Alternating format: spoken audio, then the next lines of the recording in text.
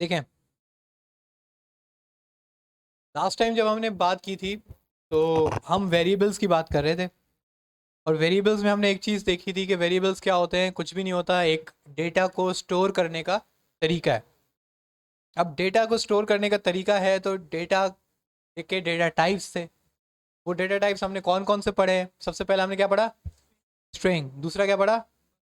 तीसरा बूलियन। चौथा एरेज। पांचवा ऑब्जेक्ट। अब सबकी ना अपनी अपनी पहचान है। स्ट्रिंग कोटेशन मार्क से पहचाना जाता है, नंबर नंबर से, कोई भी नंबर लिखा हुआ होगा। बूलियन ट्रू एंड फॉल्स है, बूलियन की पहचान ट्रू एंड फॉल्स है। उसके बाद आपका एरे स्क्वायर ब्रैकेट से, और ऑब्जेक्ट करली ब्रैकेट से। समझ आ रही है? तो ये चीज आपको याद रखनी है कि एरे किससे? स्क्वायर ब्रैकेट से। और ऑब्जेक्ट किससे? करली ब्रैकेट से। और कोई भी डेटा वेरिएबल में सेव हो सकती है, हमने ये भी पढ़ा था। और वेरिएबल को लिखने का कुछ तरीका है। अब ये जो बुक है ये यूएस ऑथर की है, अमेरिकन ऑथर की है। तो इसको भी अब थोड़ा फॉलो कर लेते हैं कि हम सही जा रहे हैं, ट्रैक पे जा रहे हैं। तो आपने वेरिएबल पढ़ लिए थे, और वेरिएबल फॉर स्ट्रिंग्स, आपने स्ट्रिंग को वेरिएबल में सेव कराना कल सीखा था। हमने बहुत तेज़ी से वेरिएबल्स को सेव किया था। उसके बाद वेरिएबल फॉर नंबर्स, हमने ये काम कल किया था। बड़े इजीली आप वेरिएबल में कोई भी नंबर सेव कर सकते हैं। तो ये बहुत इजी सी चीज़ है। वेरिएबल नेम्स लीगल और इलीगल, मैंने आपको कुछ तरीके बताए थे कि किस तरीके से आप वेरिएबल का नाम लिख सकते हैं और किस तरीके से नाम नहीं लिख सकते। ये सारी बातें डिटेल में इधर लिखी गई हैं। सबसे पहला पॉइंट यही था कि मैंने भी यही कहा था कि उसमें कोई स्पेस नहीं हो सकता। और मैंने वो आपको प्रैक्टिकली भी दिखाया था कि मैंने स्पेस डाला तो उसने नीचे एरर दे दिया। ऐसा नहीं हो सकता। कोई स्पेशल करेक्टर नहीं हो सकता उसमें। सही है। दूसरा इसमें यह है कि कोई नंबर पहले नहीं आ सकता। मतलब ये नहीं हो सकता 1A, लेकिन A1 हो सकता है। 1A वेरिएबल का नाम नहीं हो सकता, नंबर पहले नहीं आ सकता। उसके बाद हमने कैमल केस का जिक्र किया था कि कैमल केस क्या होता है, और हमने पास्कल केस का भी जिक्र किया था कि पास्कल केस क्या होता है। ठीक है। उसके बाद हम ये मैथमेटिकल ऑपरेशंस पहले ही पढ़ चुके हैं, प्लस माइनस मल्टीप्लाई डिवाइड और मॉड्यूलाई। पांचवा क्या था? मॉड्यूलाई, जो कि दिखता परसेंटेज के साइन की तरह है, राइट। अब अनफेमिलियर ऑप्शंस में आपको यही मॉड्यूलाई वॉड्यूलाई दिखाएगा। अब एलिमिनेटिंग एम्बिग्युइटी, इसमें बेसिकली ये बता रहा है कि आपके पास मल्टीपल ऑपरेशंस अगर एक साथ हों तो वो किसको प्रीफर करेगा। इसका मतलब वही है कि मैंने आपको बिल्कुल शुरू में बताया था कि 2+2 -2 मल्टीप्लाई बाय 2 डिवाइड बाय 2। तो इसमें कौन सा रूल फॉलो होता है? बोर्ड मास रूल फॉलो होता है, या डी मैथ्स जिसे आप कहते हैं, या बोर्ड मास कहते हैं, आपकी मर्जी है। अगर आप गूगल पे इसको सर्च करेंगे तो आपको बड़े इजीली वो आपको दिखा देगा ये क्या चीज़ होती है। तो इसको बोर्ड मास रूल कहा जाता है। ठीक है। ये सबसे पहले ब्रैकेट्स, उसके बाद ऑर्डर, उसके बाद डिवीजन, मल्टीप्लिकेशन, एडिशन और सब्ट्रैक्शन। कोई भी प्रोग्रामिंग लैंग्वेज वो भी इसी रूल को फॉलो करती है। अगर आपको इस रूल को ओवर रूल कराना है, मतलब आप चाहते हैं कि कोई पर्टिकुलर कैलकुलेशन पहले हो, तो आप उस चीज़ को किसके अंदर बंद कर दें? ब्रैकेट्स। तो अगेन बोर्ड मास के रूल के मुताबिक वो सबसे पहले क्या सॉल्व करेगा? ब्रैकेट्स। तो यही रूल फॉलो होता है आपका प्रोग्रामिंग लैंग्वेज में भी। तो ये बड़ी छोटी छोटी सी आसान आसान सी इजी इजी चीज़ें हैं। अगर आप देखेंगे तो चैप्टर नंबर 8 भी आपने पढ़ लिया है। कौन सा? कॉनकैटिनेटिंग टेक्स्ट स्ट्रिंग्स। और कॉनकैटिनेटिंग का मैंने बहुत ज़्यादा एग्जांपल्स दिखा दिए थे कि आप दो स्ट्रिंग को जब प्लस करते हैं तो वो प्लस हो जाते हैं। इसके अलावा आप एक स्ट्रिंग और एक नंबर को प्लस करेंगे तो भी उसको फाइनली वो क्या बना देता है? कॉनकैटिनेट कर देता है। उसके बाद है प्रॉम्प्ट्स। ये प्रॉम्प्ट आपने देख लिया है, सही है, लेकिन इसको हमने तेजी से दिखाया था, मैंने आपको बताया नहीं था ये क्या चीज़ है, क्यों है, और हमने इसको क्यों कर लिया था। अभी तक जितना हम काम करते हुए आ रहे थे वो कंसोल में कर रहे थे। कंसोल याद है क्या था? जो ब्राउजर में खुलता है। अब थोड़ा सा स्क्रिप्ट में काम करते हैं, मतलब कि वीएस कोड में काम करते हैं कि वीएस कोड में काम कैसे होगा, क्योंकि अभी तक आपने थोड़ी चीज़ें अब पढ़ ली हैं।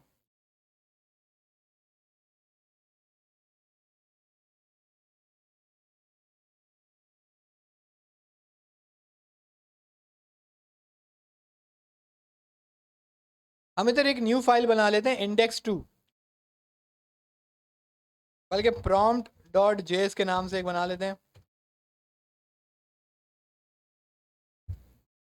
अब आपको ये तो याद होगा कि जिस तरीके से हम एक HTML में मल्टीपल CSS को ऐड कर सकते थे, याद है? हमने बूटस्ट्रैप भी ऐड की, अपनी भी फाइल ऐड की, हम कर सकते थे। इसी तरीके से आप एक ही HTML के अंदर मल्टीपल जावास्क्रिप्ट की फाइलें ऐड कर सकते हो, इसमें कोई मसले वाली बात नहीं है। तो हम इस index.html में आए, ये स्क्रिप्ट पहले से लगी हुई थी। मैं अब नीचे आता हूँ, मैं एक और स्क्रिप्ट का टैग लिखता हूँ और इसमें मैं अपनी prompt.js जो मेरी दूसरी नंबर फाइल है अभी अभी मैंने बनाई है, उसको मैंने ऐड कर लिया।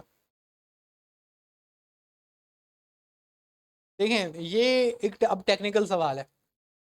अगर आप ऊपर देंगे ना तो ये आपको मसला करेगा जब आप डॉम पे पहुंचेंगे। कहाँ पे? डॉम, डॉक्यूमेंट ऑब्जेक्ट मॉडल पे जब आप पहुंचेंगे तो आपको इसका मसला दिखेगा। उसकी वजह यह है कि डॉम कहते हैं जो आपका HTML का कोड होता है। जब आप जावास्क्रिप्ट के थ्रू HTML के कोड को चेंज करने की कोशिश करेंगे ना, और आपकी ये ऊपर लिखी हुई हुई, तो आपके पास एक एरर आएगा कि ये तो टैग है ही नहीं। आप बोलोगे यार ये कैसे, क्या कह रहा है, मैंने ऊपर बड़ा बड़ा डिव लिखा हुआ है, ऊपर मैं उसको कॉल करा रहा हूँ, वो कह रहा है डिव नहीं है। उसकी वजह ये होती है कि जब आप इसको ऊपर यहाँ पे लिखेंगे ना, तो मसला ये है कि ये है लाइन बाय लाइन एग्जीक्यूशन। तो उसने लाइन नंबर 7 जब चलाई तो उसने पूरी स्क्रिप्ट चला दी। अब वो जो आपका नीचे HTML है वो तो नीचे था, तो लाइन नंबर 10 11 12 पे था, अब 7वीं लाइन पे तो वो था ही नहीं। तो इस वजह से वो आपके पास एरर आना शुरू क्या हो जाते हैं कि ये वाला टैग तो है ही नहीं। तो आपको चाहिए क्या कि हमेशा अपनी जावास्क्रिप्ट की फाइलें एंड में लगाया करें, बॉडी के जब खत्म हो रही है बॉडी उसके डायरेक्ट ऊपर, ताकि आपका पूरा कोड लिख ले वो, आपका पूरा HTML का कोड चल जाए, उसके बाद क्या चले, जावास्क्रिप्ट। अब ये प्रॉम्प्ट क्या चीज़ है? प्रॉम्प्ट शुरू करने से पहले दो चीज़ें आपको हम बता देते हैं। सबसे पहले अभी तक जो आपने कोड काम किया है वो जावास्क्रिप्ट का इस फाइल के अंदर ही किया है या कंसोल में किया है, सही है? लेकिन हम लोग बेसिकली कोर्स क्या पढ़ रहे हैं? वेब डेवलपमेंट का कोर्स कर रहे हैं, तो इफेक्ट हमारी स्क्रीन पे तो आना चाहिए। तो अब स्क्रीन पे लाने के दो तीन तरीके हैं। पहला तरीका जो है, जो सबसे पॉपुलर तरीका है, वो है, बल्कि इंडेक्स में हम लिखते हैं,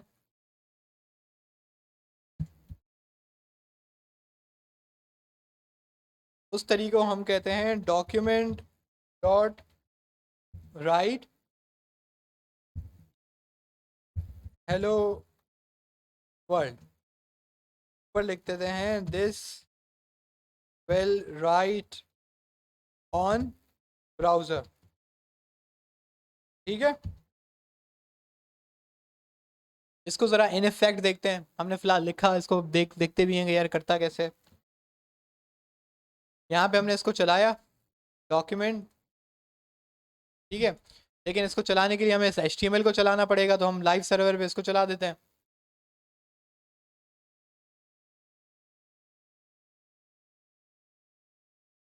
तो आपके पास क्या लिख के आ गया है? Hello world. ये हेलो वर्ल्ड कहाँ से आया है? बेसिकली इस डॉक्यूमेंट डॉट राइट से।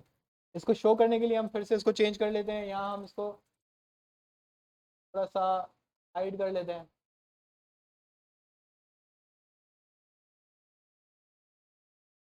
ठीक है?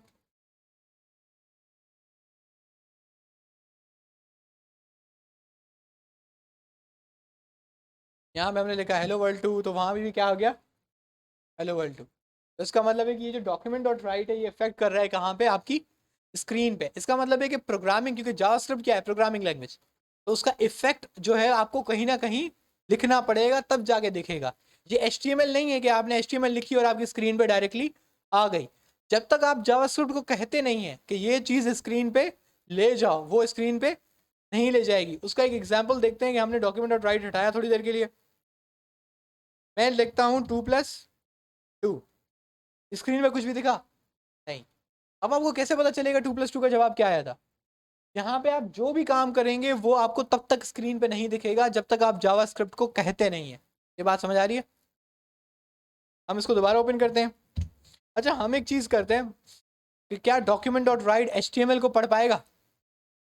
किसी ने ट्राई किया है? डॉक्यूमेंट डॉट राइट HTML पढ़ता है? मेरे कहने का मतलब है अगर मैं इसकी जगह पे h1 के टैग के अंदर हेलो वर्ल्ड लिखूं तो यहाँ पे h1 का टैग बनेगा? ट्राई कर लेते हैं।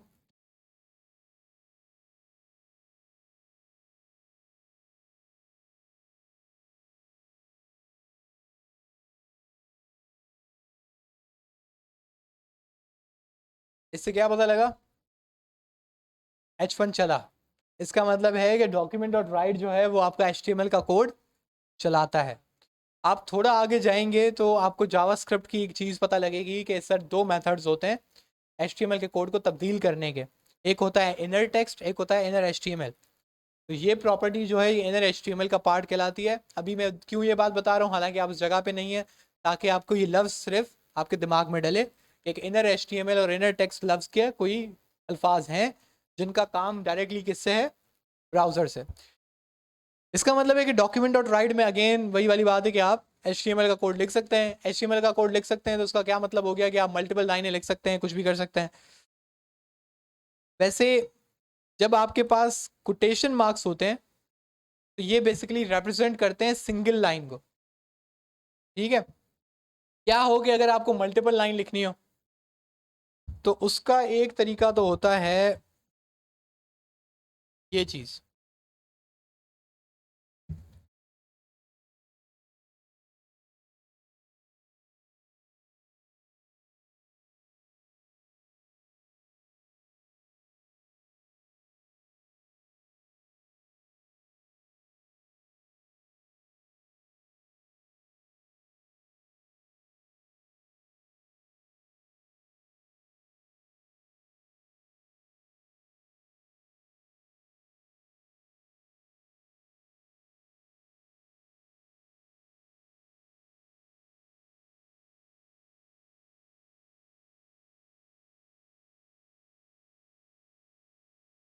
सही है।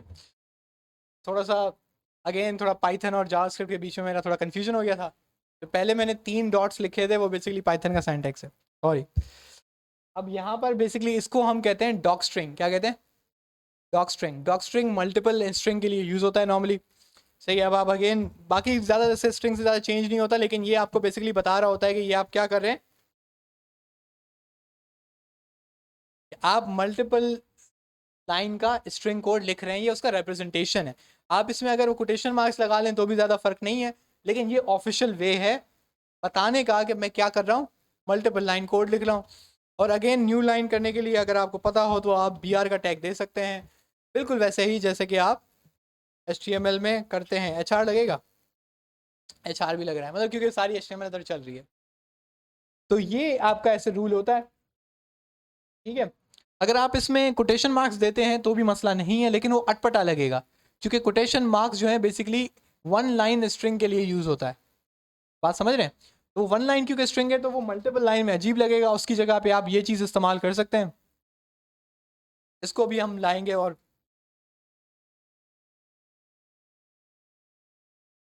हम लिख सकते हैं, होता है।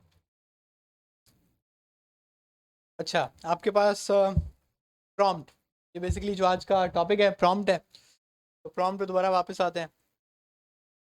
अच्छा, स्क्रीन पे ले जाने का एक तो तरीका था डॉक्यूमेंट डॉट राइट, दूसरा तरीका एक और है, वो कहलाता है अलर्ट।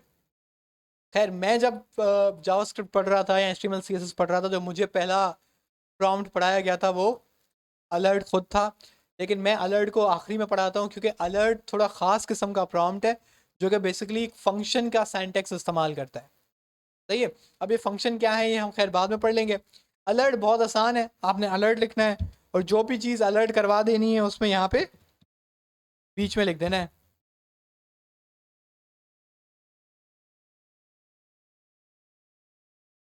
अब यहाँ पे देख रहे हैं क्या लिखा हुआ है, हेलो वर्ल्ड। अब इस अलर्ट की सिर्फ खास बात ये होती है कि ये कोड को वहाँ पे रोक देता है। जहाँ पे आप अलर्ट लगाते हैं वहाँ पे कोड रुक जाता है जब तक आप इस ओके को नहीं दबाते। बात समझ रहे हैं? आपका कोड आगे नहीं बढ़ता जब तक आप इसको नहीं क्लिक करेंगे, इसको क्लिक करेंगे तो ही आपका कोड आगे बढ़ता है। ये थोड़ा अलर्ट की प्रॉपर्टी है। लेकिन ये अब आपके ऊपर है कि अब आप डॉक्यूमेंट डॉट राइट कराते हैं, आप अलर्ट कराते हैं, ये आपकी मर्जी है। अच्छा, एक और चीज़ हम देखते हैं कि document dot write, hello, hello two. तो इवन दो आपने document dot write multiple time लिखा है, लेकिन आप देख रहे हैं कि इसके बीच में बिल्कुल भी स्पेसिंग नहीं है। इस चीज़ का ख्याल कीजिएगा। अगर आप डॉक्यूमेंट डॉट राइट लिख रहे हैं कि ये आपको ना हो कि मैं दो दफ़ा अलग अलग लिख लूँगा तो मेरे पास न्यू लाइन बन जाएगी। सही है। अब ये मल्टीपल वाला मैंने क्यों बनाया, क्योंकि आपको अभी अभी हो सकता है आज के आज एक असाइनमेंट दिया जाए, उसमें आपको लग पता जाएगा कि ये मैंने क्यों बात बताई थी। सही है।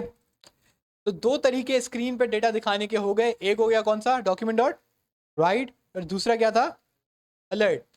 अलर्ट को इस्तेमाल करने का तरीका क्या है, बहुत आसान है कि आपने अलर्ट लिख देना है और जो भी डेटा आपने यूज़र को दिखाना है, यू आर क्रेजी, तो आपने बस उसको अलर्ट करवा दें तो वो स्क्रीन पे दिख जाता है।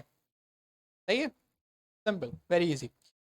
लेकिन तीसरा एक और तरीका है जो सबसे ज़्यादा पॉपुलर है और सबसे ज़्यादा यूज़ होता है प्रोग्रामर्स के थ्रू। अभी जो आपने डॉक्यूमेंट डॉट राइट लिखा ना, वो समझ लें जुगाड़ू है। वो आप जब तक आपको भी जावास्क्रिप्ट अच्छी नहीं आती, पूरी नहीं आती, तब तक आप इसको डॉक्यूमेंट डॉट राइट को इस्तेमाल करते हैं। यकीन करें, मुझे कोई 3-4 साल हो गए मैंने डॉक्यूमेंट राइट इस्तेमाल किया ही नहीं है। पढ़ाने के लिए मैं इस्तेमाल कर लेता हूँ, मैं यूज़ नहीं करता नॉर्मली। उसकी वजह क्या है कि ये आपका जो डोम है, बेसिकली जो आपका HTML का कोड है, ये उसको ब्रेक करता है। बात समझ रहे हैं? अब इसका क्या मतलब है, ये आप तब समझेंगे जब आप एक्चुअली उस स्टेज पे पहुंच जाएंगे कि जब आप अपने HTML के कोड को जावास्क्रिप्ट के थ्रू आप तब्दील कर रहे होंगे। खैर, इसको छोड़ते हैं। फिलहाल हम अलर्ट के बाद हम आते हैं उसी तीसरी चीज़ पे कि तीसरा कौन सा तरीका है। पहला डॉक्यूमेंट डॉट राइट, दूसरा अलर्ट, तीसरा आता है console डॉट लॉग, जो कि प्रोग्रामर सबसे ज़्यादा इस्तेमाल करते हैं। ये जावास्क्रिप्ट में console लॉग होता है, JS में console लॉग कहलाता है ये, और पाइथन में ये कहलाता है प्रिंट। किसी को पता है सी में क्या होता है, print f. Console dot write C sharp में होता है, सी शार्प में होता है कंसोल डॉट राइट, और सी प्लस प्लस में आई थिंक होता है क्या, सी इंट आउट। यार सी आउट, चलो ठीक है, ये होता है। एक और लैंग्वेज है बैश, बैश स्क्रिप्टिंग में होता है इको। आई थिंक PHP में भी इको होता है। अब आप देख रहे हैं कि ये बहुत सारी मैंने कुछ लैंग्वेजेस लिखी हैं और उसके ऊपर मैंने नीचे से उनके डेटा पास करने का एक तरीका लिखा है। ये मैं आप लोगों को क्यों बता रहा हूँ अगेन कि ये सारी क्या है, प्रोग्रामिंग लैंग्वेजेस, और इनके में जो भी काम हो रहा है ये दूसरी लैंग्वेजेस में भी होता है, और सिर्फ लिखने का तरीका क्या है, अलग। अब जावास्क्रिप्ट में जो काम कंसोल लॉग करता है, पाइथन में वो क्या करता है, प्रिंट करता है, और सी शार्प में कंसोल डॉट राइट करता है। सही है। तो ये आपका सिंपल डिफरेंस है, लेकिन ये होता सारी लैंग्वेजेस में। अब console डॉट लॉग जो है ये जावास्क्रिप्ट में कहाँ आता है, इसको जरा देखते हैं। फर्ज करें यहाँ पे दिस इज फॉर console, मैंने एक लाइन लिख दी, मैंने सेव कर दिया। अब जब मैं स्क्रीन पे आया तो मुझे स्क्रीन पे कुछ नहीं दिखा, ठीक है, लेकिन मैंने यहाँ पे console डॉट लॉग तो लिखा है। तो बेसिकली ये आता है, आप F12 दबाएंगे, F12 दबा लें या इंस्पेक्ट पे आ जाए, दोनों एक ही चीज़ है। और यहाँ पे जब आप देखेंगे तो आपके पास क्या लिखा हुआ है, कंसोल। ये वही कंसोल है जिसमें अभी तक हम लोग जावास्क्रिप्ट यूज कर रहे थे। जब आप इसमें आएंगे तो आपके पास आ रहा है दिस इज फॉर कंसोल। सही है। तो इसका मतलब है कि जब आप console डॉट लॉग करते हैं तो आप डायरेक्टली कहाँ लिख रहे होते हैं, कंसोल में। अब जैसे कि मैंने लिखा 2+2, तो यहाँ पे उसने क्या लिखा, 4, मतलब उसने 2+2 किया, उसका जो भी जवाब आया उसने 4 कर दिया। console डॉट लॉग डीबगिंग में सबसे ज़्यादा इस्तेमाल होता है। डीबगिंग क्या होती है, एरर्स निकालना। सही है। जब आपको एरर्स फाइंड आउट करने होते हैं, एरर्स का सॉल्व सोल्यूशन निकालना होता है, तो सबसे ज़्यादा कौन सी चीज़ इस्तेमाल होती है, कौनसोल लॉग, क्योंकि कौनसोल लॉग आपका जो HTML का स्ट्रक्चर है उसको तब्दील नहीं करता, उसको बिना तब्दील किए वो चुपचाप आपका जो जावास्क्रिप्ट का आउटपुट है वो आपको दिखा देता है। तो सबसे ज़्यादा इस्तेमाल होने वाला अगर कोई प्रोग्रामिंग में है तो वो कौनसोल लॉग है, जिस तरीके से पाइथन में प्रिंट है। ठीक है, इसमें साइंटेक्स, देखिए साइंटेक्स एरर एक टाइप ऑफ एरर है, और डीबगिंग ये पूरा प्रोसेस है जिससे आप यही एरर का सोल्यूशन फाइंड आउट करते हो या आप इसकी सोर्स फाइंड आउट करते हो। डीबगिंग प्रोसेस का नाम कि आप कौन कौन से तरीके इस्तेमाल कर सकते हो इसका। पहले एरर का सबसे पहला तरीका होता है सोर्स फाइंड आउट करना। एरर आया, आपको ये फाइंड आउट करना है वो एरर आया किधर। ठीक है, पहले तो आपको ये फाइंड आउट करना है। अभी आप बोल रहे होंगे कि ये क्या बात हुई, एरर आएगा तो मुझे तो समझ आ जाएगा ना कि मैंने कहाँ एरर किया है, लेकिन ऐसा नहीं होता। आपकी बहुत सारी फाइल्स होती हैं, बहुत ज़्यादा कोड होता है, कहीं कहीं पे आपको समझ ही नहीं आता कि एरर हुआ कहाँ पे। तो पहली तो टेक्निक होती है कि एरर आया कहाँ से। अब ये भी एक्सपीरियंस से आता है, सही है। अभी आपसे पहले हम लोग, मैं लाइव कोडिंग कर रहा था रिएक्ट की, सही है। हमने एक ऑथेंटिकेशन सिस्टम बनाया। ऑथेंटिकेशन सिस्टम क्या होता है कि आप लॉगिन करें तो आपको एक पेज दिखेगा, सही है। अगर आप लॉगिन नहीं करेंगे तो उस पेज पे अगर आप डायरेक्टली जाने की कोशिश करेंगे तो आपको वो दिखाएगा अनऑथराइज्ड, सही है। और नीचे लॉगिन का बटन दिखाएगा, आप लॉगिन पे दबाएंगे, आप लॉगिन पे वापस आ जाएंगे। उसके बाद आपको ये सिस्टम चाहिए था कि अगर मैं ब्राउज़र बंद भी कर दूं, और मैं लॉगिन एक दफ़ा मैंने किया था, तो जब मैं दोबारा भी वो ब्राउज़र खोलूं तो मेरा वो पेज डायरेक्टली खुल जाए, मुझे लॉगिन बार बार ना करवाए। वो चीज़ सिर्फ वो मुझे लॉगिन तब पूछे जब मैं लॉग आउट के बटन को क्लिक करूं। अभी आपसे पहली वाली जो क्लास थी हमने 1 घंटे में यही काम किया, तो उसमें हमने सारा काम किया, बहुत इजीली चलता हुआ आया, पूरा सिस्टम सही हुआ। एंड में आके जब ये वाला सिस्टम मैं बना रहा था कि जब यूज़र ब्राउज़र बंद करे और वो दोबारा ब्राउज़र खोले और मेरी यूआरएल पे आए, तो वो बगैर साइन इन किए डायरेक्टली लॉगिन हो जाए।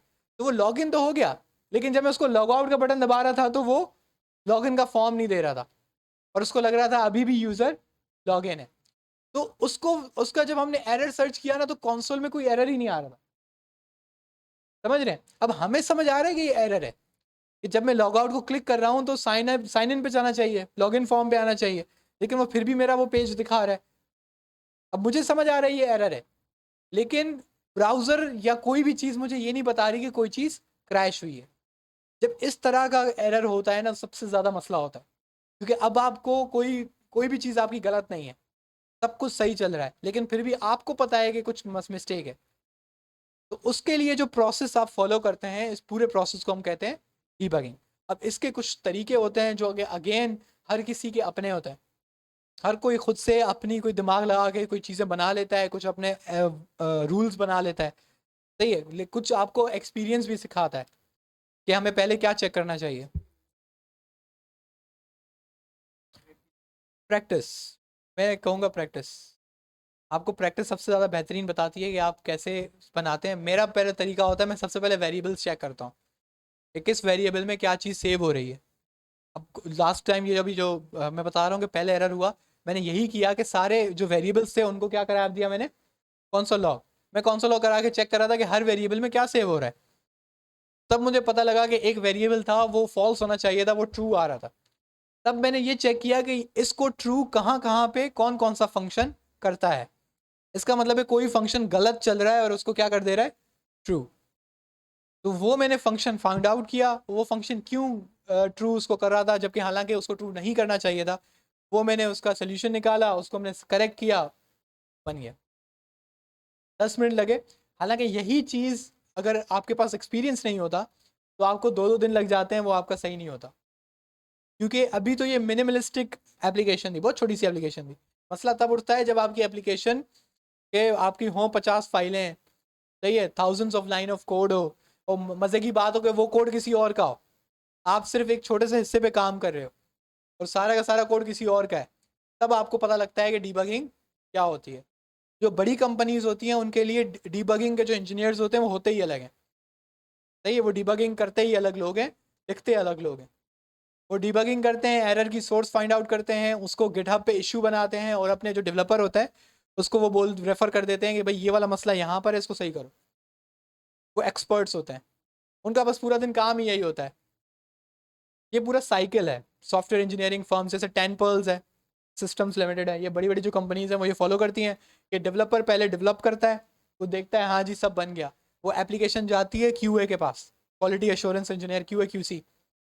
तो क्यूए क्यूसी इंजीनियर जो होता है उसको ना रगड़ता है सही से, सही से सारे बटन चेक करेगा, सब कुछ करेगा, ऊट पटांग हरकतें करेगा, बोलेगा कि किसी तरीके से ये एप्लीकेशन, उसका टारगेट होता है कि ब्रेक करे, किसी तरीके से ब्रेक करे, कोई भी एरर निकले।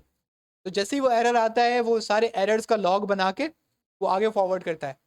एक हमारे पास जीरा सॉफ्टवेयर होता है, नॉर्मली वो इस्तेमाल होता है, जो बड़ी कंपनीज हैं वो यूज़ करती हैं। तो जीरा पे वो इशू बना देता है, इशू मार्कअप हो जाता है। अब वो इशू मार्कअप होकर किसके पास जाता है?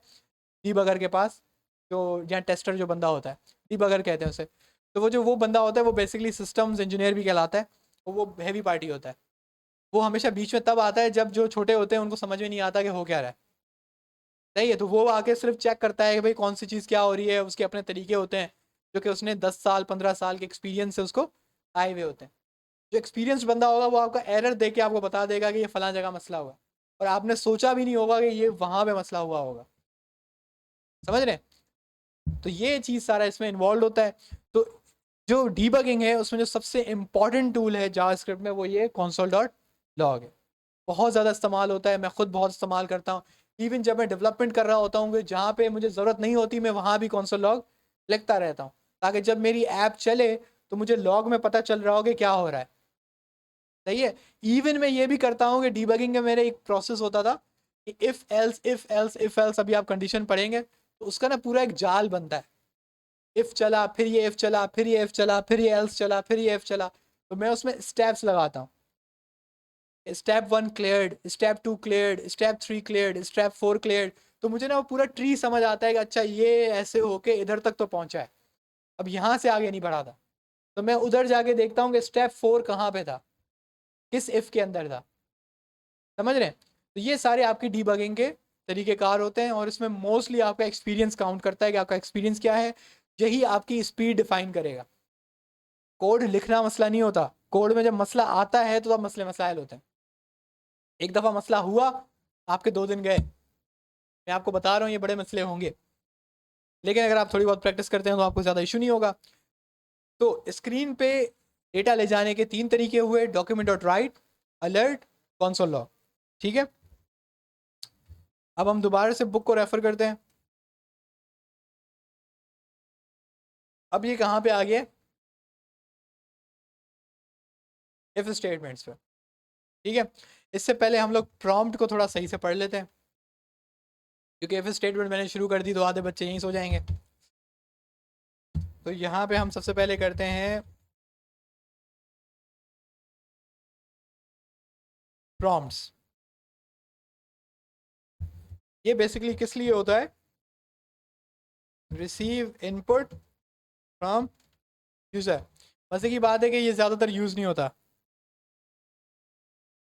क्योंकि यूज़र से डेटा आप कभी भी प्रॉम्प्ट से नहीं लेते, आप हमेशा उससे फॉर्म से डेटा लेते हैं। जो फॉर्म होता है ना, इनपुट, जो आपका HTML फॉर्म आप सबने बनाया था खूबसूरत से, आप फॉर्म बनाते थे, बूटस्ट्रैप के फॉर्म चलाते थे, ये वाले जो तरीके होते हैं हम यहाँ से डेटा लेते हैं, कभी भी इससे नहीं लेते। लेकिन यहाँ पे आपको ये क्यों बात पढ़ाई जा रही है अभी आपको थोड़ी देर में पता लग जाएगी, क्योंकि अब हमें क्या यूज़ करना है। हमने देखें var num1 it is equals to prompt, मैं कह रहा हूँ एंटर फर्स्ट नंबर, सही है, और सेमीकोलन। मैं इसको दोबारा से कॉपी कर लेता हूँ। मैंने कहा कि ये कौन सा है? 2 है, और ये सेकंड नंबर है, सही है। और मैं फाइनली कहता हूँ var sum it is equals to num1 plus num2। अब मैं लिखता हूँ क्या? डॉक्यूमेंट डॉट राइट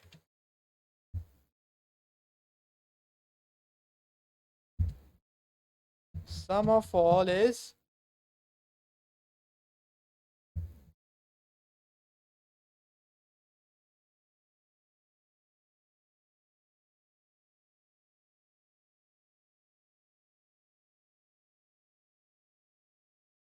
अब हमसे क्या पूछ रहा है? Enter first number. आपने देखा ये अलर्ट के जैसा लगता है बिल्कुल, जैसा अलर्ट होता है बिल्कुल वैसा ही दिखता है, लेकिन बस इसमें इनपुट बॉक्स आ जाता है जो कि अलर्ट में नहीं होता। अब ये इनपुट बॉक्स क्यों आया है, इसकी वजह से। ठीक है, आपने लिखा एंटर फर्स्ट नंबर। अच्छा मुझे पता है इसमें कोई मसला है, मेरी लॉजिक में इशू है, क्या है? चले इसको चला के देखते हैं। एंटर फर्स्ट नंबर, मैंने कहा 25। बोला एंटर सेकंड नंबर, मैंने कहा 30। तो सम ऑफ ऑल क्या दे रहा है वो?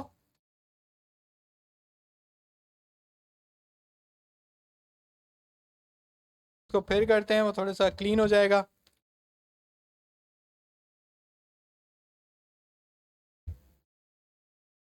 सम ऑफ ऑल इज 25 30। लाजमी सी बात है, ये गलत है।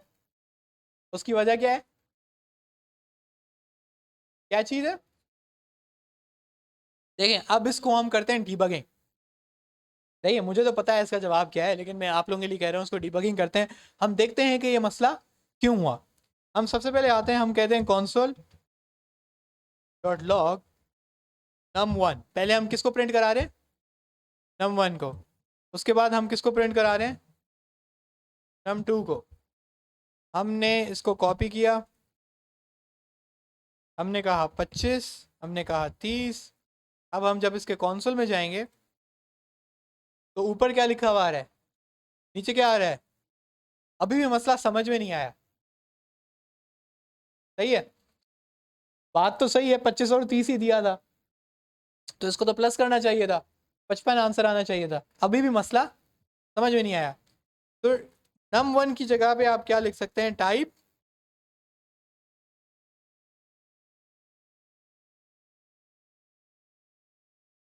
सही है, 25 30। अब देखें क्या कह रहा है वो, स्ट्रिंग कह रहा है। अब मसला समझ आ रहा है कि जो हम उसको नंबर वैल्यू दे रहे हैं वो उसको क्या कंसिडर कर रहा है, स्ट्रिंग कर रहा है। तो हमें क्या इसका सोल्यूशन क्या हो सकता है, इसका सोल्यूशन क्या है, इसको नंबर में तब्दील करना है। इसको अंग्रेजी में क्या कहते हैं, पार्स। दूसरा नाम क्या था, नहीं, टाइप कास्टिंग। तो क्या कहते हैं, टाइप कास्टिंग। आप टाइप्स बदल रहे हैं।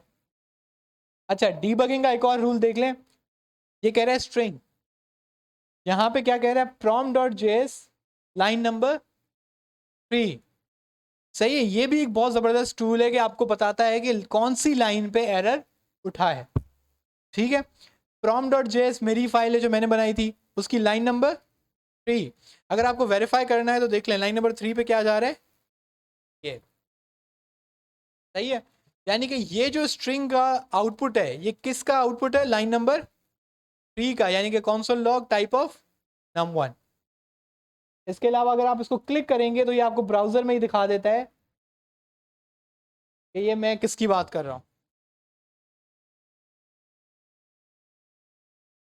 ये देखें, ये कोड दिख रहा है, आप ही का वाला कोड है। इसने थोड़ा रंग बिरंगी कर दिया है इसको। तो ये इस तरीके से हमें पता चल गया भाई स्ट्रिंग मसला है। तो अगर स्ट्रिंग मसला है तो कोई मसला नहीं है, हमें इसको नंबर में तब्दील करना आता है। उसके फंक्शन का नाम क्या था, parse int. Index dot JS पे हम जाते हैं, हम लिखते हैं कन्वर्ट स्ट्रिंग टू नंबर। के लिए हमारा फंक्शन का नाम क्या है, पार्स इंट। पार्स इंट के अंदर अगर आप स्ट्रिंग दोगे 20 तो उसका आउटपुट क्या जाएगा, 20 इन नंबर फॉर्म। सही है, ये आपके नोट्स बन गए कि पार्स इंट में आप क्या पास कर रहे हो, स्ट्रिंग, और वो आउटपुट क्या दे रहा है, 20 एज अ नंबर। आपने पार्स इंट लिखा, आपने सबसे पहले किसको कन्वर्ट किया, अब आपको नंबर 2 भी करना पड़ेगा।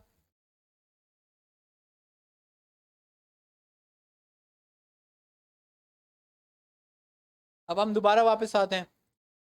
आपको पता है मैं ये लिंक कॉपी करके दूसरी टैब पे खोल के ये क्यों कर रहा हूँ, किसी को भी बात समझ आ रही है? क्योंकि एक दफ़ा वो लाइव रीलोड जब उसको रीलोड कर रहा है ना, तो प्रॉम्प्ट उसको वहीं पे रोक देता है। सही है। तो इसका मतलब है कि जब मैंने दूसरी, तीसरी, चौथी, पांचवी दफा भी चेंजेस किए ना, तो अब वो चेंजेस रजिस्टर हुए ही नहीं, क्योंकि वो पहली लाइन पे ही रुका हुआ है, क्योंकि ये अलर्ट और प्रॉम्प्ट जो है उसको रोक देता है। तो मैं उसको रिफ्रेश करने के लिए क्या करता हूँ कि मैं उसको लिंक को कॉपी करता हूँ, न्यू टैब पे करता हूँ और उसको चलाता हूँ ताकि जो लेटेस्ट फॉर्म है वो चले। अब मैं इसको कहता हूँ 25, 30, तो मेरे पास सम ऑफ ऑल इज 55। बात समझ आ रही है? कोई इशू है इसमें? इससे आप एक प्यारा सा एक असाइनमेंट बनाएंगे, एक बहुत सिंपल असाइनमेंट है, आपके लिए फ़ायदेमंद है, आपको अच्छा लगेगा ये।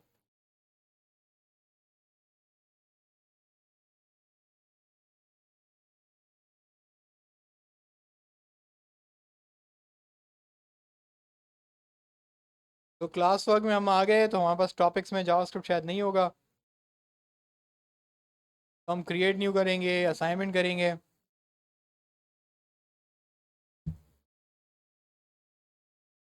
हम कह रहे हैं create a JavaScript app to calculate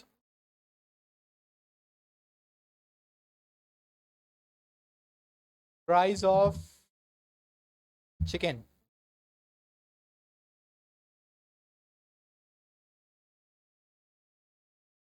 अगले हफ्ते की ड्यू डेट होगी, टॉपिक इसमें आई थिंक जावास्क्रिप्ट नहीं होगा, तो हम बना लेते हैं क्रिएट टॉपिक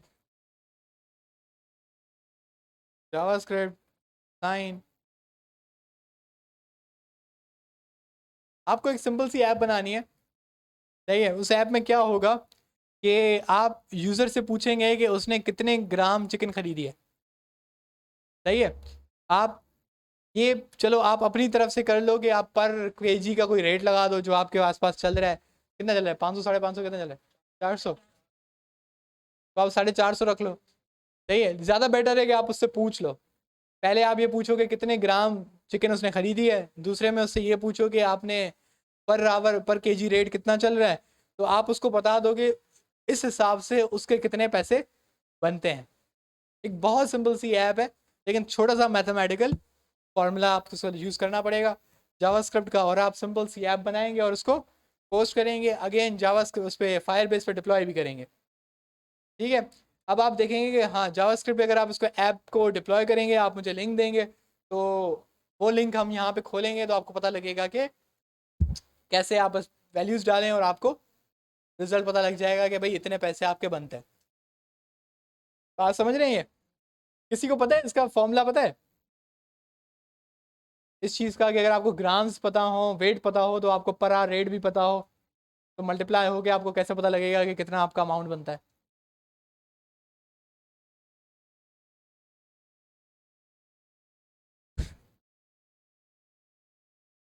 क्या? 1000 से मल्टीप्लाई करते हैं किसको? ग्राम्स को?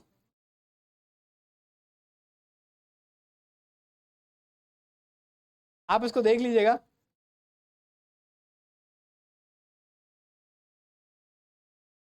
अच्छा, इसको ऑपोजिट भी करें, मज़ा आएगा तब।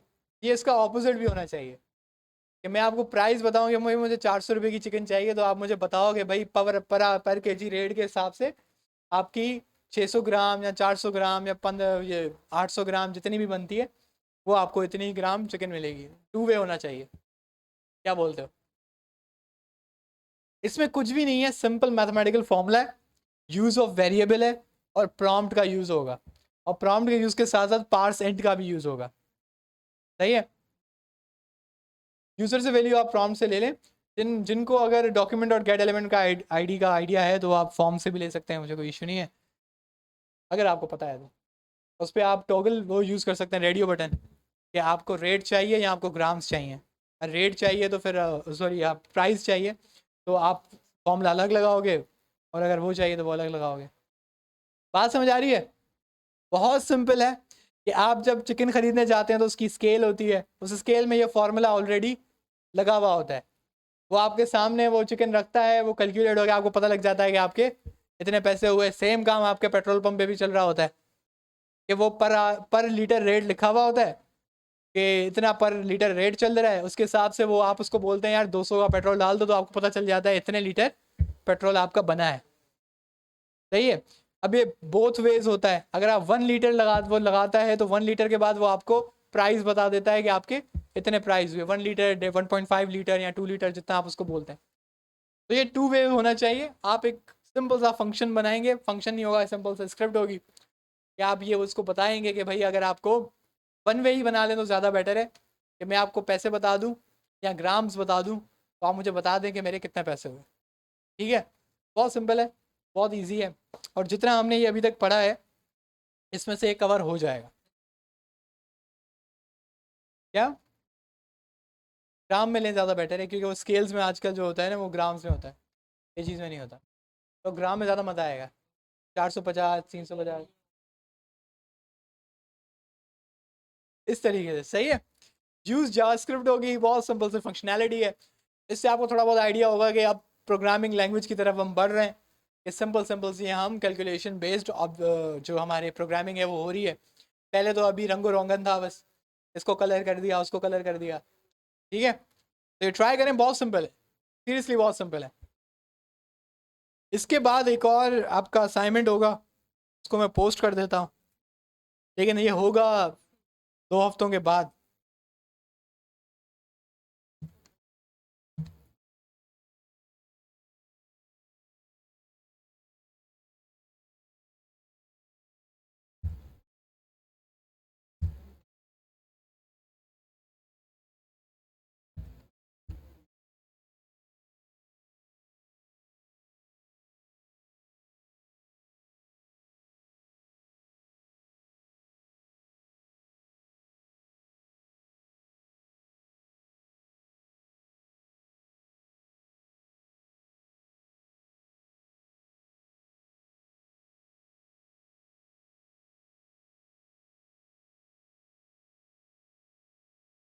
हाँ वही दे रहा हूँ।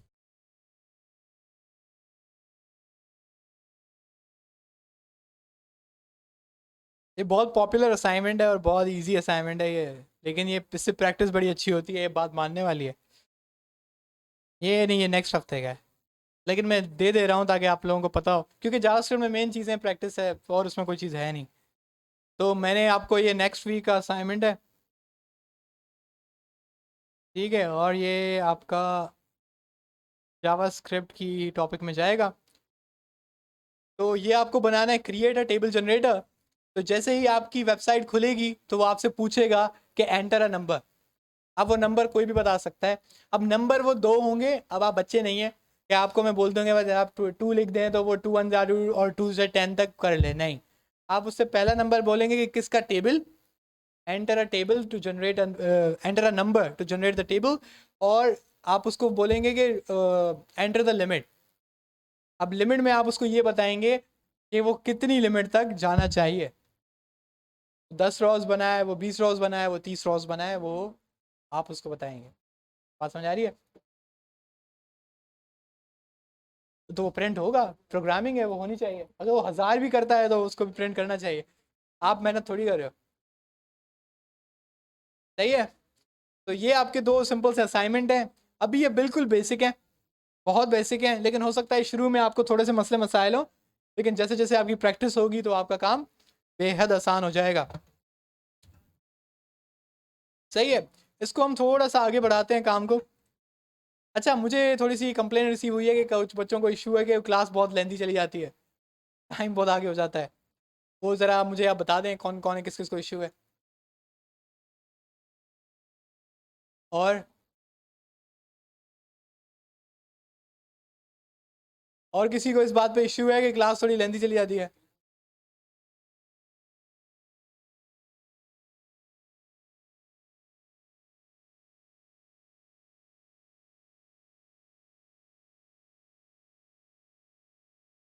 उसका प्रॉब्लम अभी नहीं नहीं नहीं, देखिए बात सुने, प्रॉब्लम ये हो रही है कि जो आपसे पहली वाली क्लास है, अब प्रॉब्लम ये है कि उसकी भी रिएक्ट है। अब उसकी अगर मैं क्लास फिर भी मैं 7 बजे भी कराता हूँ ना, उनका थोड़ा बहुत लेट हो जाता है।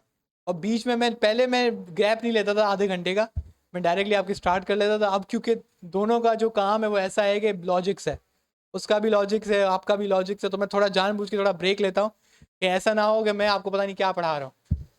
सही है, पीछे पे बैठ के थोड़ा सा बंदा पानी वानी पीता है, थोड़ा चाय वाय पीता है कि थोड़ा ना माइंड थोड़ा फ्रेश हो, क्योंकि दोनों अब आप लॉजिक्स वाले काम पे पहुंच चुके हैं।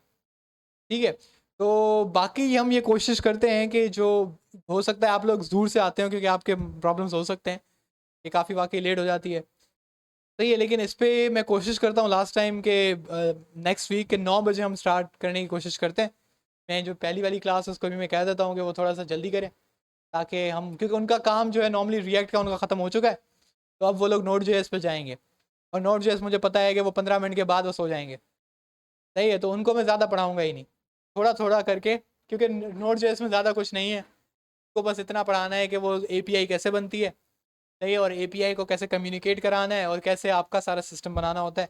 तो वो अगर मैं एक क्लास में सिर्फ एक छोटी सी 15 मिनट की बात भी कह दूंगा ना, तो वो उनके लिए इनफ हो जाएगा, क्योंकि बाद में वो सोने लग जाएंगे, तो उनका ज़्यादा टाइम होगा नहीं। तो हम ये कोशिश करेंगे कि 9 बजे शुरू कर लें उसको, और 9 से 10:30 तक आप चला लें, ये फेयर होगा। ठीक है, उसके बावजूद अगर आप जो बच्चे जिनको थोड़ा बहुत अगर इशू है, तो वो 10:30 पे, ये मैं आपको लिबर्टी दे देता हूँ कि भाई आप आपके 10:30 हो, आप टाइम देखें, आप भले आप क्लास से चले जाएं, आप इशारा कर दें मुझे कि मैं जाना चाह रहा हूँ, आप चले जाएं, मैं मना नहीं करूँगा, क्योंकि 10:30 के बाद ज़्यादातर जो होता है वो रैपिंग अप ही होती है। सही है, थोड़ा सा रिकैप हो जाता है, थोड़ा सा कुछ और ही पॉइंट्स होते हैं रह जाते हैं, वो आप थोड़ा सा आपका, क्योंकि वो 30 मिनट्स हैं, तो आपकी वीडियो जब अपलोड हो रही है तो आप घर बैठ के सुकून से आप देख लीजिएगा कि उस आधे घंटे में अगर कोई इंपॉर्टेंट बात हुई थी, या आप अपने कुलीग से पूछ लेंगे यार उस आधे घंटे में कुछ इंपॉर्टेंट बात हुई थी तो बता दो। सही है, तो जो बच्चे, क्योंकि कुछ बच्चे मुझे पता है दूर से भी आते हैं और शहर के थोड़े हालात भी ख़राब हैं, तो मैं नहीं चाहता कि मेरी वजह से आप लोगों का कोई नुकसान हो। तो आप 10:30 पे, अगर क्लास लेट भी हो रही है, तो जो बच्चों का थोड़ा बहुत इशू है वो 10:30 पे चले जाएं, कोई इशू नहीं है। सही है, और कोई प्रॉब्लम? प्रैक्टिस क्लास यार वो नोमान नहीं करा था क्या? मीडिया क्वेरी की? इसकी इसकी इसकी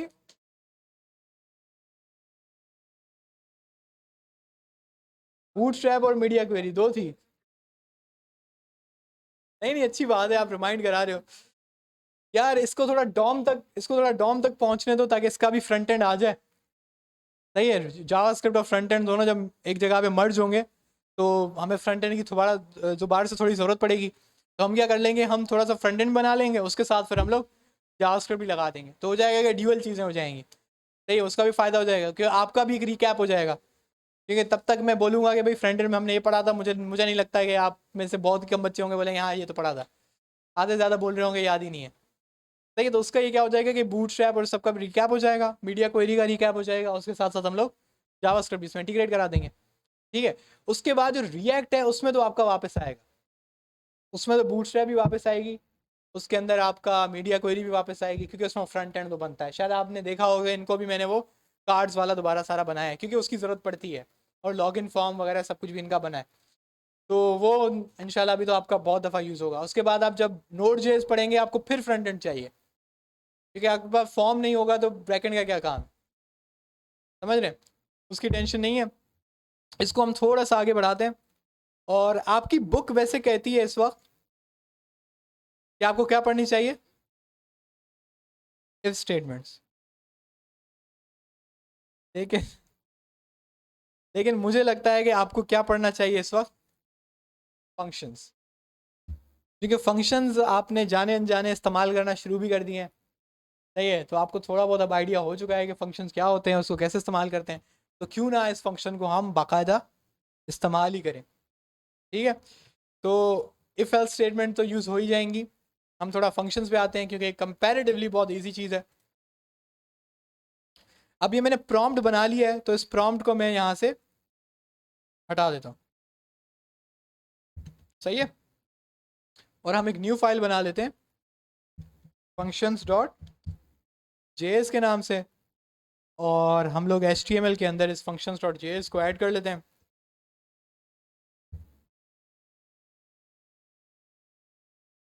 सही है, तो हमारी फंक्शंस डॉट जेएस ऐड हो चुकी है, इस प्रॉम्प्ट को हम हटा देते हैं।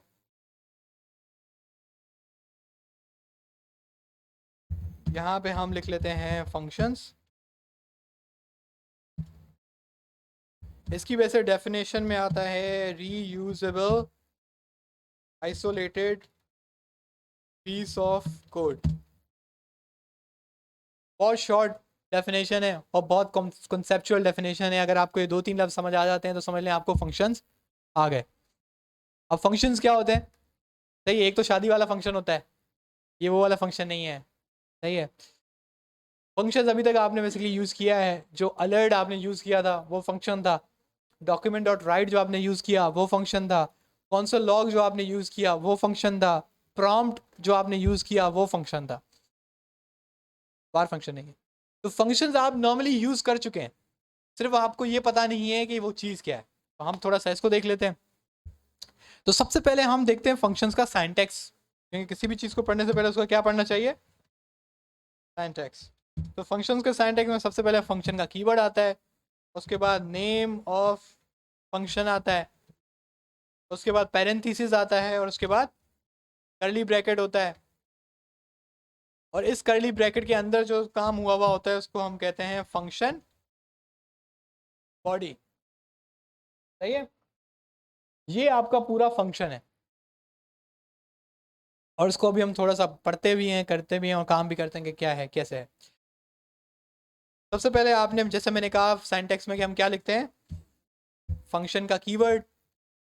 कीवर्ड का मतलब है कि मतलब ये जावास्क्रिप्ट का अपना वर्ड है। ये ये जावास्क्रिप्ट के कुछ लफ्ज हैं जो जावास्क्रिप्ट ने अपने लिए रखे हुए हैं, जैसे अलर्ट, प्रॉम्प्ट, इसी तरीके से फंक्शन, इसी तरीके से कॉन्सोल। ये आप वेरिएबल के तौर पे इस्तेमाल नहीं कर सकते। क्यों? क्योंकि जावास्क्रिप्ट ने इनको पहले ही यूज़ कर लिया है। अब जो जावास्क्रिप्ट ने पहले यूज़ किया हुआ है, अब आपके वो यूज़ में नहीं आ सकते, तो उनको हम बेसिकली क्या कहते हैं? JavaScript keywords. सही है। तो ये फंक्शन का जो वर्ड है ये भी जावास्क्रिप्ट ने अपने पास रखा हुआ है, और जावास्क्रिप्ट को ये बताता है कि आप क्या लिखने जा रहे हैं, एक फंक्शन। उसके आगे आप कोई भी फंक्शन का नाम देते हैं। तो सबसे पहले मैंने दे दिया माई फंक, बहुत पॉपुलर नाम है, पाकिस्तान और इंडिया में जो भी फंक्शन पढ़ा रहा होता है वो यही यूज़ करता है। उसके बाद आप देते हैं पैरेंथेसिस, और उसके बाद आप देते हैं कर्ली ब्रैकेट। अगर देखा जाए तो ये पूरा फंक्शन है। आप देख रहे हैं कि कोई रेड रेड लाइन नज़र नहीं आ रही? इसका मतलब है कि जावास्क्रिप्ट ने इसको पहचान लिया है कि आप क्या लिखना चाह रहे हैं, फंक्शन। हमारा मेन काम जो होता है वो होता है यहाँ पे, इसको हम कहते हैं फंक्शन बॉडी। क्या कहते हैं? Function body. इसको हम कहते हैं फंक्शन डिक्लेरेशन, यानी कि आप फंक्शन बना रहे हैं। इसको आप कहते हैं फंक्शन आर्ग्यूमेंट्स। क्या कहते हैं? आर्ग्यूमेंट्स और पैरामीटर्स, ये दोनों लफ्ज इसके लिए इस्तेमाल होते हैं। दोनों में थोड़ा सा फर्क है, लेकिन आपको इंटरचेंजेबली इसको यूज होते हुए दिखता है। कौन कौन से लफ्ज हैं? आर्ग्यूमेंट्स या पैरामीटर्स। आर्ग्यूमेंट्स या पैरामीटर्स। और इस चीज को क्या कहते हैं हम लोग? Function body. आपको जो भी काम कराना है वो कहाँ लिखा जाता है? फंक्शन बॉडी में। अब देखें, फंक्शन का पहले बात मकसद समझते हैं कि फंक्शन है क्यों और क्या चीज़ है। बेसिकली चक्कर क्या होता है कि आपकी ये जो फाइल बनती है फंक्शन डॉट जेएस, अब फर्ज करें कि आपको एक ही वेबसाइट में बहुत सारे फंक्शंस लिखने हैं, मतलब बहुत सारे काम करवाने। पहला काम करवाना है कि आप चाह रहे हैं कि एक बटन क्लिक हो तो फॉर्म सबमिट हो जाए। दूसरा आप काम चाह रहे हैं कि एक बटन क्लिक हो तो साइड बार खुल जाए। तीसरा आप काम चाह रहे हैं कि एक बटन क्लिक हो तो साइन अप की जगह साइन इन का फॉर्म खुल जाए। अब ये सारे क्या हैं? अलग अलग काम। लेकिन आप इन सबको एक ही फाइल में लिखेंगे तो जब आपकी वेबसाइट रन होगी तो सारे का सारा कोड एक साथ चल जाएगा। जिस तरीके से ये चल गया था प्रॉम्प्ट वाला, याद है? हमने जैसे ही पेज रिलोड किया तो ये चल गया था। तो यही मसला होगा अगर आप सारा का सारा कोड किसके अंदर लिख देंगे? एक फाइल में। तो हम क्या करते हैं कि हम उस कोड को ब्रेक करते हैं, तोड़ते हैं। हम कहते हैं कि भाई एक मखसूस चीज का जो काम है वो किसके अंदर होना चाहिए? एक फंक्शन के अंदर होना चाहिए। और ये फंक्शन सिर्फ तब चले जब मैं इसको चलाऊं। बात समझ रहे हैं? दूसरा, ये एक से ज्यादा बार चल सकता है। आप इसको जब जब बोलेंगे कि चलो ये चलेगा। तो इसका मतलब है कि ये रीयूजेबल का लफ्ज मैंने यहां पे लिखा था, रीयूजेबल। रीयूजेबल का मतलब ये है कि फर्ज करें कि आपने एक पार्सेंट का भी आपने काम किया, इसी को इस्तेमाल कर लेते हैं। देखेंगे ये मेरा फंक्शन है, ये यहाँ पे क्या रिसीव करता है, स्ट्रिंग, और ये क्या रिटर्न करता है, पारसेंट स्ट्रिंग। तो ये बेसिकली आप इसको जो भी वैल्यू दोगे उसको ये क्या कन्वर्ट कर देगा, पारसेंट। अब आपके पास पारसेंट इस्तेमाल करने के दो तरीके थे। एक तो मैंने जैसे यहाँ पे इस्तेमाल किया कि मुझे जहां जहां पारसेंट चाहिए था मैंने वहां पे लगा दिया। दूसरा तरीका ये है कि आप इसको किसके अंदर लिख दें, एक फंक्शन के अंदर। तो अब आप इस फंक्शन में जो भी चीज वैल्यू पास करेंगे वो उसको किस में कन्वर्ट कर देगा, उसको इंटीजर बना देगा। ये वैसे एक सिंपल सी सोल्यूशन है। अभी आप इसमें बहुत सारी चीजें अभी आपने देख ली कि ये रिटर्न, ये चीज, इसको आप फिलहाल ना देखें। ये बताने का मकसद ये था कि अगर एक काम आपको पता है कि आपको बार बार करवाना है, जब आपको एक चीज पता है कि आपको रीयूज करनी है, तो वो कोड आप किसके अंदर लिख लें, फंक्शन के अंदर, और उस फंक्शन को बार बार चला दें। जहां जहां आपको उसकी जरूरत है वहां वहां उस फंक्शन को आप दोबारा चलाएंगे। तो ये बेसिकली फंक्शन क्या हो जाता है, रीयूजेबल। सही है। उसके बाद एक लफ्ज मैंने इस्तेमाल किया, उसका नाम क्या है, आइसोलेटेड। आइसोलेटेड का क्या मतलब है, आपने इस फंक्शन को क्या नाम दिया है, माय फंक। फर्ज करें माय फंक की जगह ये है सबमिट फंक। सही है। और ये है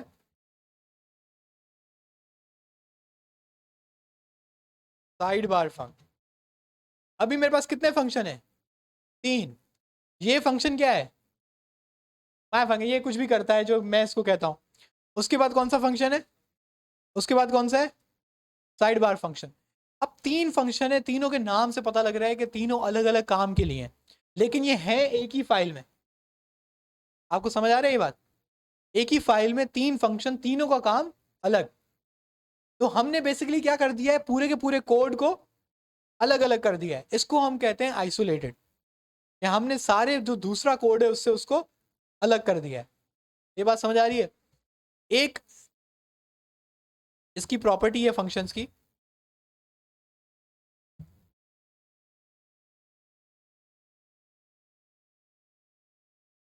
जब आपका जावास्क्रिप्ट का कोड चलता है तो वो सबसे पहले क्या रीड करता है, फंक्शंस को रीड करता है। मतलब वो आपकी पूरी फाइल में सर्च करता है कि आपने कहीं फंक्शन तो नहीं लिखा हुआ। इसका मतलब है कि अगर आपने फंक्शन लिखा हुआ है कहीं नीचे लाइन नंबर 10 पे, 100 पे, और आपने उस फंक्शन को इस्तेमाल किया हुआ है लाइन नंबर 2 पे, तो लॉजिकली तो ये लगता है कि यार क्योंकि JavaScript line by line execution करती है, तो लाइन नंबर 2 पे मुझे वो फंक्शन कैसे मिलेगा जो मैंने बताया हुआ लाइन नंबर 100 पे है। लेकिन जावास्क्रिप्ट की क्वालिटी है कि वो सबसे पहले क्या पढ़ता है, फंक्शन। वो पूरी फाइल में सर्च करता है कि कोई फंक्शन तो नहीं है, तो वो सबसे पहले उन फंक्शन को पढ़ लेता है। तो भले आप लाइन नंबर 2 पे उसको कॉल कराएं वो चल जाएगा। ये किसकी प्रॉपर्टी है, फंक्शंस की। अब देखें, फर्स्ट करें एक सिंपल सा एक फजूल सा काम करवाते हैं इस फंक्शन से। हम इसको लिखते हैं console dot log hello world. सही है। इस फंक्शन के अंदर क्या लिखा हुआ है, हेलो वर्ल्ड। तो यानी कि ये फंक्शन चलेगा तो क्या करेगा, बल्कि मैं इसको कर लेता हूँ document dot right my funk is triggered. सही है। देखें, अभी ये मैं आपको समझाने के लिए ये एक फजूल सी लाइन लिख रहा हूँ। यहाँ पे जो भी आपको काम कराना होता है बेसिकली आप वो काम यहाँ पे लिखते हैं। सही है। ये सिर्फ आपको बताने के लिए बता रहा हूँ कि जो भी आपको इस फंक्शन में लिखवाना है वो कहाँ लिखते हैं आप, इस जगह पर। अभी जो आपने काम किया है इसको हम कहते हैं फंक्शन डिक्लेरेशन या क्रिएशन ऑफ अ फंक्शन। यानी कि ये अभी तक आपने क्या किया है, फंक्शन बनाया है। अब इस फंक्शन को जब आप, फंक्शन को नहीं बल्कि जब आप इस फाइल को आप चलाएंगे, ये किसमें इंपोर्ट हुआ हुआ है, index dot H T M L में, राइट, ये रहा। तो मैं index dot H T M L को चलाऊंगा तो मुझे कुछ भी लिखा हुआ नजर आया, हालांकि आपने डॉक्यूमेंट डॉट राइट तो लिखा था। बात समझ आ रही है। तो इसलिए मैंने कहा कि वो कोड क्या है, आइसोलेटेड है, यानी कि वो अलग है, सबसे अलग है। आपने वो कोड लिखा हुआ है, जावास्क्रिप्ट ने वो कोड पढ़ लिया है, लेकिन जावास्क्रिप्ट उसको अभी तक चला नहीं रहा। उसकी वजह क्या है कि फंक्शन को चलाने के लिए आपको जावास्क्रिप्ट को कहना होता है कि इस फंक्शन को चलाओ। तो फंक्शन के दो स्टेप होते हैं, पहला उसको बनाओ, दूसरा उसको चलाओ। अब उसको चलाने का क्या तरीकेकार है, आप जहां भी जाएं जहां पे उसको आपको चलाना है, फर्ज करें आपको इधर चलाना है उसको, तो जो आपके फंक्शन का नाम है आप वो पहले फंक्शन का नाम लिखेंगे और उसके आगे क्या लगा देंगे, दो ब्रैकेट्स। जब आपने कर लिया तो आप वापस आएंगे तो आपका फंक्शन चल चुका है।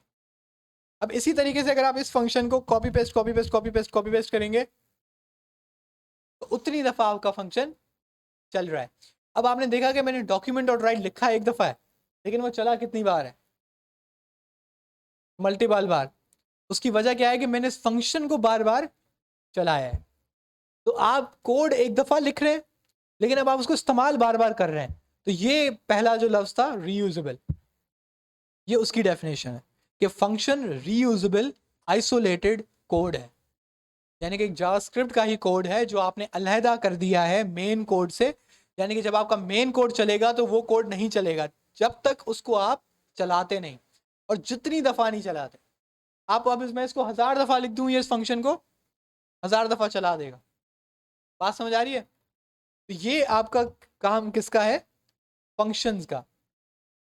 ठीक है, अब यहां तक बात तो समझ आई कि भाई ये फंक्शन है, ये पूरे कोड को अलग करता है, ये चलाता है। ठीक है, अब यहां तक कहानी आसान नहीं है। बेसिकली इसको हम कहते हैं प्योर फंक्शन। तो अभी आपके सामने लिखा हुआ है ये प्योर फंक्शन कहलाता है। अब हमें एक इसकी एक और हमें काम कराना है। अगर आपको याद हो तो अलर्ट, जब तक आप अलर्ट को ये नहीं बताएंगे कि दिखाना क्या है तो वो क्या दिखाता है, एक खाली अलर्ट दिखाता है। ये चीज़ नोट किया आपने? चलो, उस अलर्ट में कुछ और नहीं होता, बस वो खाली अलर्ट होता है। तो इसका मतलब है कि फंक्शन डेटा रिसीव कर सकता है, आप फंक्शन को कोई डेटा दे सकते हैं। ये बात आपने नोट की है? तो ये काम मैं इधर कैसे करूंगा? ठीक है, इसको जरा देखते हैं। आपने ये तो देख लिया कि ये जो कर्ली ब्रैकेट है इसके बीच में क्या लिखनी है, फंक्शन बॉडी। सही है। ये जो ब्रैकेट्स हैं इनमें क्या लिखते हैं हम लोग, आर्ग्यूमेंट्स या पैरामीटर्स, यानी कि जो डेटा आपको किसको देना है, फंक्शन को, वो यहां पर आता है। आपने यहाँ पे कोई भी वेरिएबल देना होता है, कोई भी वेरिएबल का नाम देना होता है। फर्ज करें मैंने इसको दे दिया डेटा,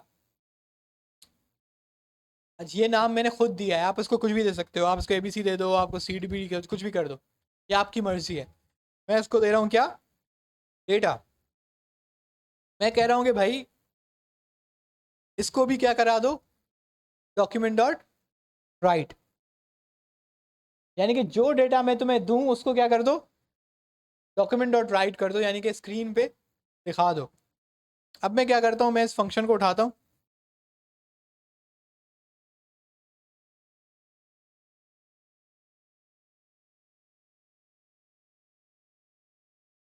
अब मुझे वो क्या दे रहा है, अनडिफाइंड। अनडिफाइंड क्यों दे रहा है, मैंने उसको यहाँ पे बताया है कि तुम्हें कुछ ना कुछ डेटा मिलेगा, लेकिन मैंने उसको बताया नहीं यहाँ पर कि वो डेटा क्या है। मैंने उसको कोई भी चीज़ फॉरवर्ड ही नहीं की, लेकिन मैंने उसको यहाँ पे बोला है कि तुम्हें कुछ ना कुछ डेटा मिलेगा। तो यहाँ पे आपको उसको कुछ ना कुछ डेटा देना पड़ेगा, जैसे कि आप इसको दे रहे हैं कि दिस इज डेटा। तो अब यहाँ पे उसने क्या प्रिंट कर दिया, डेटा। अब आप इसको कह लें हेलो, यहाँ पे क्या आ गया, हेलो। तो आप देख रहे हैं कि ये फंक्शन है। अब मजे की बात पता है क्या है, अब यहाँ पे आके लिखेंगे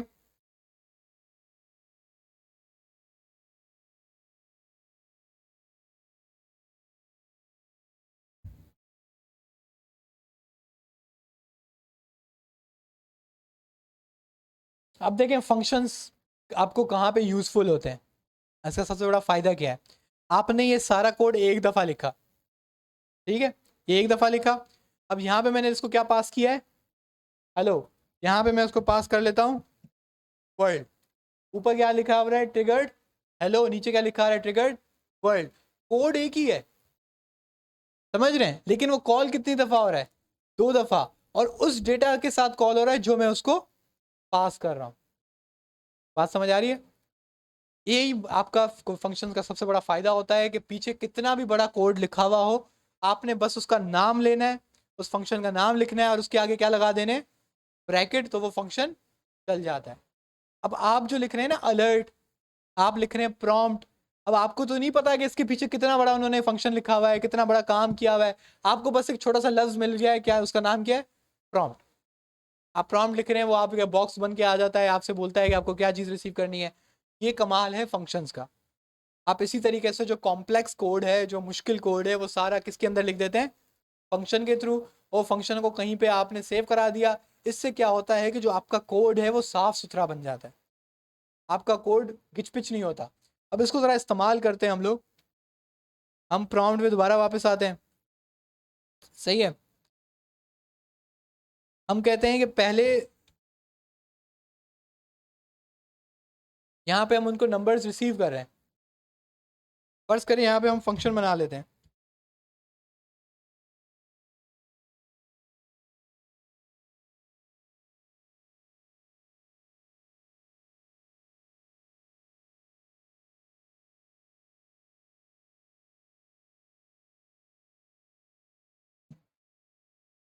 अब इसको क्या चाहिए, num1 और num2, ये दो चीज़ें चाहिए इसको। तो मैं यहाँ पे क्या रिसीव करूँगा, num1 और num2, क्योंकि इसको प्लस करने के लिए दो चीज़ें चाहिए। उसके बाद हम क्या कर सकते हैं कि अब इसको नॉर्मली आप कॉपी करें, और जब आपको ये दो चीज़ें मिल जाएं तो आप ये वाला फंक्शन चला दें। अब इससे फ़ायदा क्या हुआ कि अब आपको ये सम करने का फंक्शन जहां भी चाहिए, आप उस एक लफ्ज़ को इस्तेमाल कर सकते हैं। वो ऑटोमेटिकली वो नंबर्स जो उठाएगा उनको कन्वर्ट करेगा और उनका सम आपकी स्क्रीन पे लिख देगा। बात समझ आ रही है। पहले तो क्योंकि एक दफ़ा लिखा था, तो आपको अगर दोबारा सम कराना था तो आपको पूरा कोड आपको कॉपी करना पड़ता, पूरा का पूरा कोड। अब पूरा कोड कॉपी करने की ज़रूरत नहीं है, सिर्फ आपको क्या कॉपी करना है, ये लाइन। बात समझ आ रही है। तो ये चीज़ है सिंपल सी। लेकिन फंक्शंस की कहानी इतनी नहीं है, सही है, थोड़ा सा डिफिकल्ट है, ज़्यादा नहीं है, थोड़ा थोड़ा सा। अब आप देख रहे हैं कि आपने अपनी बुक में ज़रा देखें तो आपने अभी अभी क्या पढ़ा है, पासिंग पासिंग देम डेटा। आपने फंक्शंस को क्या पास किया, डेटा। बल्कि एक काम करते हैं, इसको यहाँ पे थोड़ा सा रोकते हैं, ये क्लास का आखिरी हिस्सा है, थोड़ी एनर्जी डाउन होने लग गई है आपकी। अभी तक आप लोगों ने जो चीज़ पढ़ी है वो आपने पढ़ा है कि एक फंक्शन नाम की एक चीज़ है, जिसके अंदर हम कोड एक दफ़ा रखते हैं, उसको दोबारा दोबारा चलाते हैं और वो उस कोड को दोबारा दोबारा चला पाता है। बात समझ आई। अब ये वाला जो पूरा फंक्शनैलिटी है, इसमें हम डेटा भी पास कर सकते हैं। और वो डेटा हम कहाँ पे पास करते हैं, आर्ग्यूमेंट्स में। कहाँ पास करते हैं, और जब हम इस फंक्शन को चलाएंगे तब हमें ये डेटा देना पड़ता है। अगर आप ये डेटा नहीं देंगे तो वो क्या लिख देगा, अनडिफाइंड। बात समझ आई। इसको बेसिकली पोजिशनल आर्ग्यूमेंट भी कहा जाता है। इसके अलावा एक आपके नेम्ड आर्ग्यूमेंट्स भी होते हैं, सही है, लेकिन अभी आपको हम उसकी बात नहीं करते, वरना आप, ये मैंने थोड़ी देर पहले यही बात की कि जावास्क्रिप्ट की ये क्वालिटी है कि वो फंक्शंस को पहले पढ़ता है, सही है। आपकी पूरी फाइल में वो पहले ढूंढता है कि फंक्शंस तो नहीं है, अगर उसको फंक्शंस मिलते हैं तो उसको पहले लोड करता है, फिर उसके बाद वो आपकी दूसरा कोड चलाता है। तो भले मैंने ये फंक्शन बाद में लाइन नंबर 14 पे लिखा है, लेकिन ये लाइन नंबर 10 पे चल जाएगा। मैंने जानबूझ के सम तभी ऊपर लिखा है और उसका बनाने वाला फंक्शन नीचे लिखा है, सही है, ये चीज़ बताने के लिए कि फंक्शन हमेशा पहले लोड होते हैं। सही है, ये किसकी क्वालिटी है, जावास्क्रिप्ट की क्वालिटी है। हालांकि अगर आप वेरिएबल में ऐसा करेंगे तो ये नहीं होता, कि आपने वेरिएबल नीचे डिफाइन किया हुआ है, उसको कॉल आप ऊपर कर रहे हैं, तो वो एरर दे देगा अनडिफाइंड। बात समझ रहे हैं। तो ये चीज़ है फंक्शंस। फंक्शंस को हम नेक्स्ट क्लास में थोड़ा सा और आगे बढ़ाएंगे। इसके अंदर और ज़्यादा कुछ नहीं होता, एक रिटर्न स्टेटमेंट आती है कि आप डेटा को कैसे रिटर्न कर सकते हैं, और दूसरा इसमें एरो फंक्शंस आते हैं, या जिसे हम एनोनिमस फंक्शंस के तौर पे भी इस्तेमाल कर सकते हैं। एरो फंक्शंस कुछ ऐसे दिखते हैं, लेकिन हम इनको बनाना सीखेंगे चलो नेक्स्ट क्लास में। और ये देखेंगे कि जब हमारे पास ये वाले फंक्शन थे, इनको बनाने की क्या ज़रूरत पड़ी। क्या चीज़, ये तो वेरिएबल है, सिंपल वेरिएबल, और ये मैंने फंक्शन का नाम सब रखा हुआ है, सही है। और मुझे नेक्स्ट नेक्स्ट क्लास में याद दिलाइएगा कि ग्लोबल वेरिएबल और लोकल वेरिएबल पे बात करनी है, सही है। आपने वेरिएबल्स पढ़ लिए, आपने फंक्शंस का भी इंट्रोडक्शन देख लिया, अब आपको कौन सी चीज़ पढ़नी पड़ेगी, लोकल वेरिएबल और ग्लोबल वेरिएबल। ये हम नेक्स्ट क्लास में इसका लाइव डेमो देखेंगे कि ये किस तरीके से होता है और इनमें क्या फ़र्क होता है, सही है। तो इंशाल्लाह आपसे नेक्स्ट क्लास में मुलाकात होती है। अल्लाह हाफिज़।